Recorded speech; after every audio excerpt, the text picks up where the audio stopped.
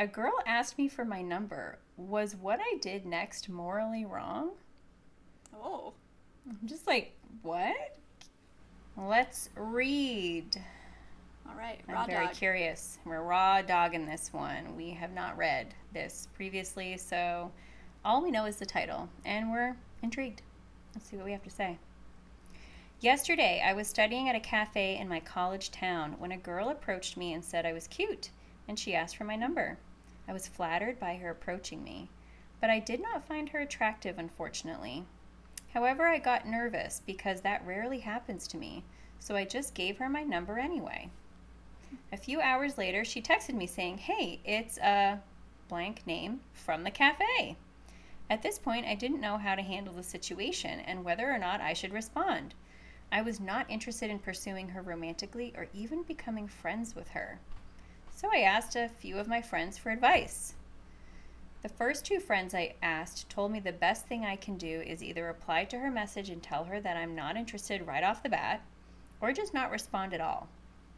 The other two friends I asked told me I should respond to her and be friendly, / get into a brief conversation and then ease into a rejection message. And the message should be a white lie to soften the blow and make it seem like she couldn't have dated me anyway. I don't know why I'm laughing at that last one. You couldn't have done this anyway. Oh. At first, I was thinking of sending no reply, but then I felt like it would have made her feel bad / rejected.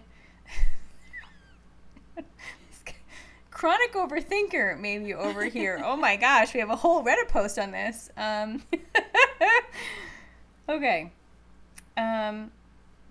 But then I felt like it would have made her feel bad / rejected, so I went about the best way to hurt her feelings the least possible.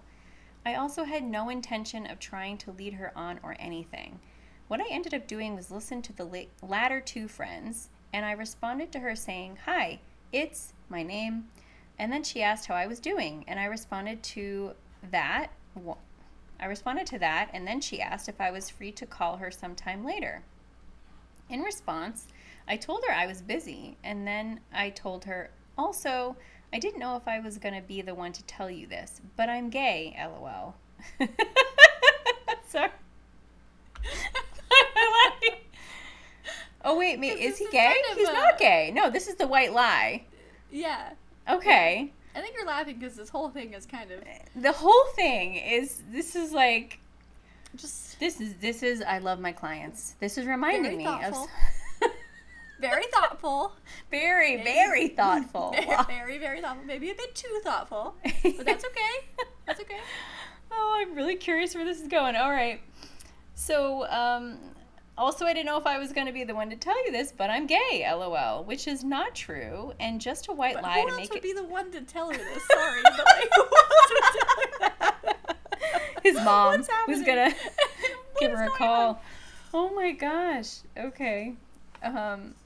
Which is not true, and just a white lie to make it sound less like a rejection. Also, this whole text exchange lasted only 20 minutes.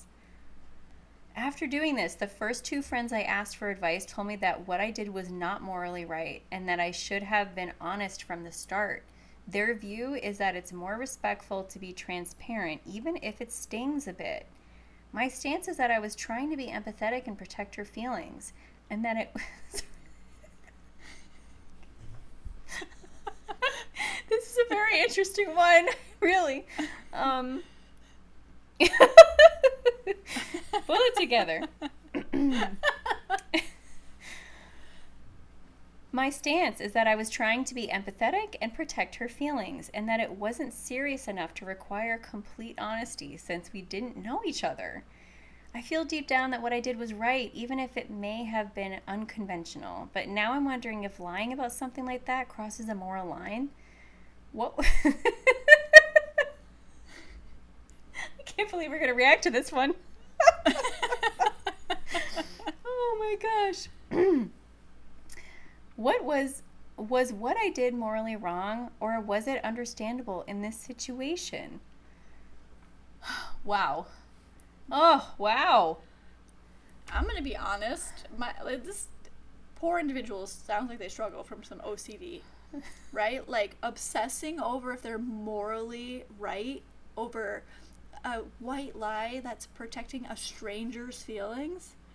Yeah. Yeah. Yeah, Oh, I really feel for him. me Um, too.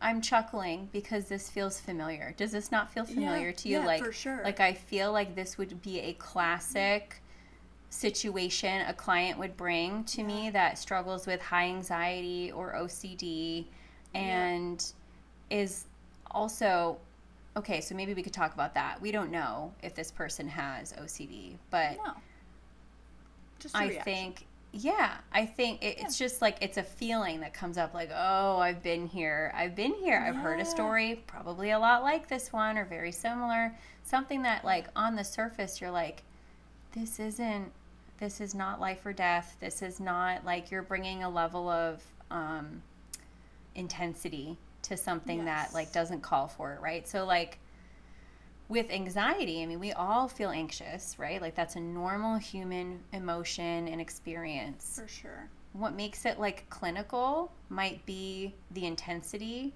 of the anxiety in relation to the situation, or maybe the Yeah. frequency or feeling anxious when there isn't really an obvious reason. So this Or it's almost sounds impacting your like, right? functioning.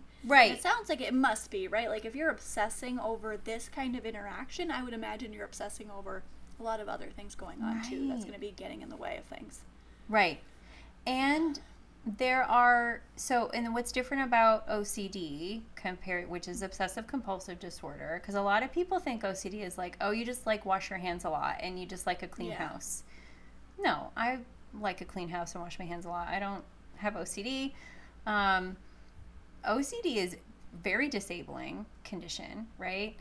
It Mm-hmm. starts with you have obsessive thoughts where you are thinking about something, and sometimes these thoughts are completely intrusive. They have nothing to do with anything based in reality. It could be, Mm-hmm. I want to give examples that aren't too jarring. An obsessive thought could Yeah. be, Did I turn the lights off? I all gotta right, go oh, back and check. Did I turn the lights off? And then you leave. Did I though? mm-hmm, Right? Like you're just obsessing over the same thought. Or the same thought, yeah. are they mad at me? They must be mad at me. I sounded kind of stupid earlier. They've been mad at me before. Maybe I should Mm-hmm. text them, right? Like They're obsessing mad at me. and I saw the look on their face, and that looked like yeah, maybe it could have been a mad face. And so you're like thinking, fixating on something, yeah, and then to help the anxiety subside, at least temporarily, there's a compulsion. So that is either something you could do with your own thoughts internally, or something behavioral. So that might be going back and checking the lights again, standing in front of the light switch and staring at it and making sure it actually is down, the light switch is down, and you're doing something with your actions, right? Or texting, are you mad at me? Or, texting, hey, like, maybe pursuing someone to try to get a sense of, what are we good? Are we okay? Are you mad at me? yeah, What, yeah. So, or it could be if I, or sometimes they don't even make sense. If I clap my hands 5 times in a row, then magically my friends won't be mad at me anymore. Or, if I say a prayer in my head, then I'll get an A on the test tomorrow. Like it might not even seemingly make sense or be logical, but there are these fair, like yeah, cycles that are kind of trappy. So, just a little bit of information about yeah, maybe this individual could be dealing with based on this very one limited yeah, scenario. Also, even if this person like doesn't have OCD or maybe clinical anxiety, like he sounds like he's like surveying his friends on like what does everyone think, which isn't a bad thing to do, like asking your friends like what do you think, what should yeah, I do, like I don't think that's a terrible thing, but it's really kind of like getting to him that he's yeah, getting different responses, and somebody said he crossed a moral line, yeah, which one of the obsessions that people can have with OCD can be, I'm a bad person, what I'm actually a bad person and mm-hmm, nobody knows it, or right, like they're gonna find out I'm a bad person. right, So exactly. Okay. It's just something to consider. Maybe you should speak to someone, right? Like if you're not already in therapy, maybe go just talk about how you definitely have some anxiety. And maybe you can see whether it's normal or clinical. I would guess if you're having this level of anxiety about this situation, you have more clinical anxiety. But go and talk to someone about it. Is my perspective on that. I think I think a white lie to a stranger to not hurt their feelings is totally okay. Right? Yes, of course, like transparency is awesome. However, is it worth hurting a stranger's feelings? For what? For the sake of transparency? Why? I'm curious about that. Yeah, like the stakes are really low here. Either way, Yeah. like it's odd from the get go. I mean, good for her for like being like, can I have your number? Yeah. Wait, she asked him for his number, got his I love number, and then was like, hey, it's so and so from the cafe, and like, yeah, like wow, that seems a little unusual. Yeah. Right there, and then he's caught off guard in the moment and is like, okay, here's my number to a total stranger. I wonder how many women would do that. I think it's more popular. Really? To be like, here's my number? I don't know you. Oh, to give it or to ask Yeah, for I'm it? saying to give it. To give it. Oh, Feels a no, little... I think women give fake numbers all the time. Oh, a fake number. Oh, Yeah. oh, another. So like, okay, let's say that someone could say that's not being transparent. That's being dishonest. That's a white lie. Well, like sometimes like these kind of gray areas are okay, yeah, but if it made you feel safe in the moment and you felt like that was a viable option to maybe like put someone off, what's the word I'm thinking of? To turn someone down? I Gently? guess, or maybe give him a fake number. Turn him down gently. Just fake him out. No, I mean like if you felt a little caught off guard or alarmed or for whatever reason felt like you couldn't say I'm not comfortable giving you my number and you're a total stranger.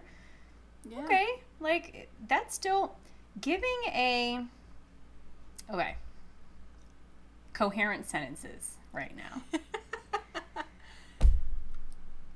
This could also be about boundaries, right?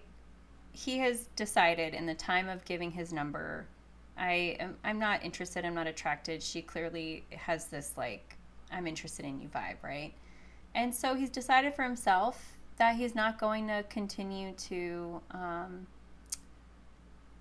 let her think that there's any hope for something romantic.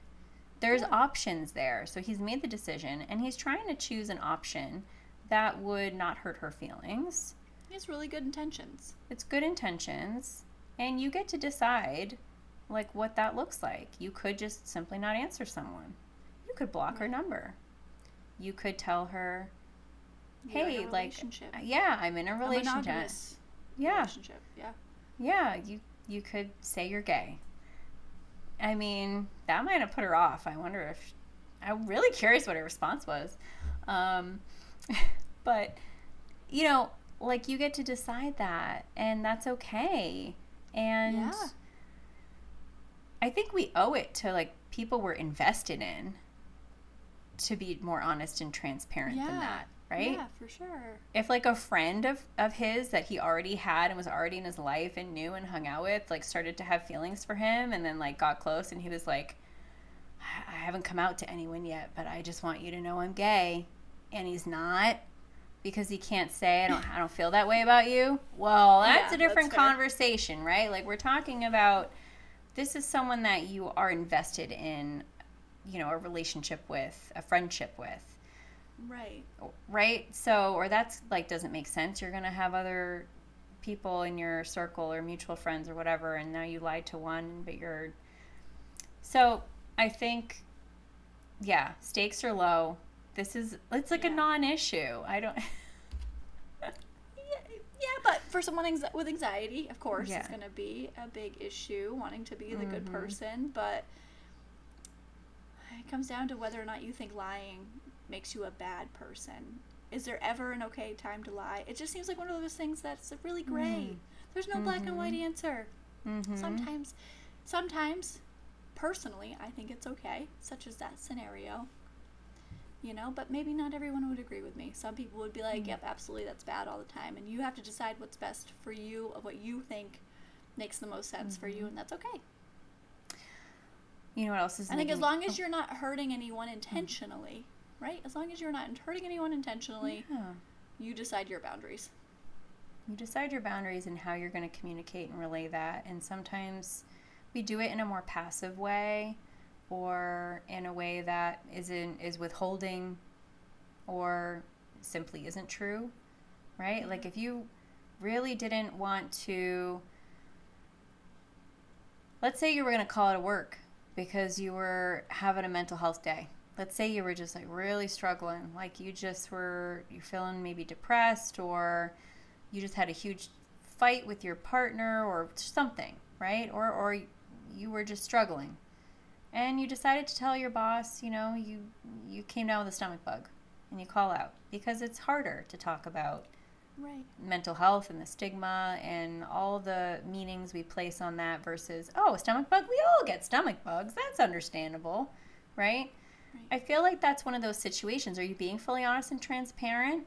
No. Do you owe it to your boss to be fully transparent and honest with a reason why you cannot go into work that day? A little bit, but it's like partially a truth. It's like, I'm not well, right? Right. And you're using one excuse. Maybe you don't even need to say what it is. I'm not well today. I can't come in. I'm not well enough to come in. People fill in their own blank. Whatever that looks like, right? We're talking about making a decision, establishing a boundary, and then communicating it in the way that makes sense for you in the context of the situation with that person. And it's okay. And also, you know what I'm thinking about? Another compulsion that people with OCD can have is seeking reassurance from other people. What would you do in this situation? What would you do? What do you think? Is this the right thing to do? Is that the right thing to do? They're trying to ease the anxiety of like, how do I handle this? Am I a bad person? Am I going to hurt her feelings? Am I going to, right? Right. So even us right now, we could be enabling a compulsion. By reassuring. By giving our advice. And it's true. Well, you know what? So I guess we should just sit here and be like, you could be a bad person. Oh, that feels bad. Talk about like exposure therapy, right? Oh my gosh, right? Well, we have colleagues that specialize in, it's ERP, right? Exposure response prevention? Oh no, hang on. Let's look it up. What is ERP? I think that's what it is. So we don't get it wrong. Exposure and response prevention. We were right. Yeah. This type of therapy helps the client sit with the discomfort and the anxiety to expose them to the feelings, right, without engaging in the compulsion.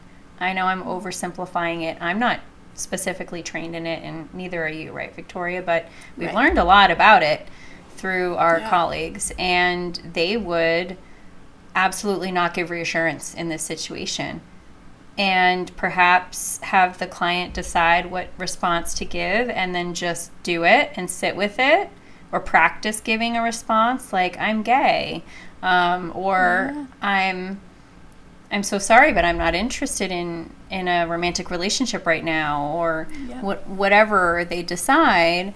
And they might go, oh my gosh, but I feel like such a bad person right now. Did I do the right thing? Did I do the morally wrong thing? And the therapist would just sit there and just be like, you can handle this feeling. I know. This feeling. Where are we at on the scale? 1 to 10, like, right? Yeah. Sit with them through the feeling until it starts to come down, as it inevitably will. Because offering the reassurance kind of does the work for them instead of teaching them, I can do it. I can handle it. Wild idea. Right? Like just having a client be actively anxious and uncomfortable and you just sit there. I mean, when you understand why, it makes sense. But as a therapist, that's hard to like get behind, right? Like let's intentionally make you feel some level of anxiety and then like sit with it, teach yourself you can handle it, and it's hugely important work. And I think it feels counterintuitive, like as a therapist, to do that, but so that makes sense. Well, okay. Good luck. Good luck. I hope this individual, if this is a pattern for him, he gets some support around that, because it's hard to feel that angst, that much angst about, situations like that. So hopefully But I am curious. I want people to comment on whether or not they feel like lying is morally wrong and makes you a bad person. We'll send it. We'll send all the responses to his post. Oh, this poor guy. But yeah, I'm curious. Like, have you been in a situation where you were on the fence, right? Like, I don't know, it felt like a white lie, or I wasn't being fully honest, but I felt like I had to be, or whatever. Yeah. Interesting. Life is full of gray area and nuance, and we love to talk about it. So, yeah, let us know. All right. And we'll see you next time. See you next time.